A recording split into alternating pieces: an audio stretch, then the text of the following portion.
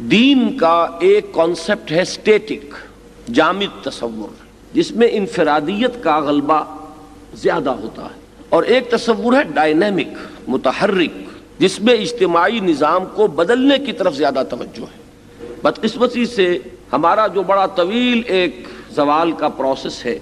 جو کئی صدیوں پر پھیلا ہوا ہے،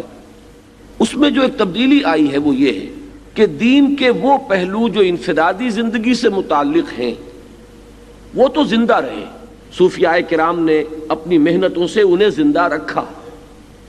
اس میں بھی توانائیاں صرف ہوئی ہیں، یوں ہی نہیں ہو گیا، لیکن یہ کہ انہوں نے چونکہ جو اجتماعی نظام تھا اس پر ملوکیت کی چھاپ آ چکی تھی، اس ملوکیت کی چھاپ کی وجہ سے دین کے جو اجتماعی پہلو ہیں وہ اوجھل ہو گئے کہ یہ سارا معاملہ ہماری انفرادی زندگیوں تک محدود ہو کر رہ گیا۔ وہ ڈائنامزم، وہ حرکت، وہ اجتماعیت، وہ انقلابیت یہ دین سے خارج ہو گئی، اور اب اگر ہمیں پھر دین کے لیے وہی عظمت پارینہ مطلوب ہے تو ہمیں وہی ڈائنامزم اور وہی انقلابیت اور وہی حرکت جو ہے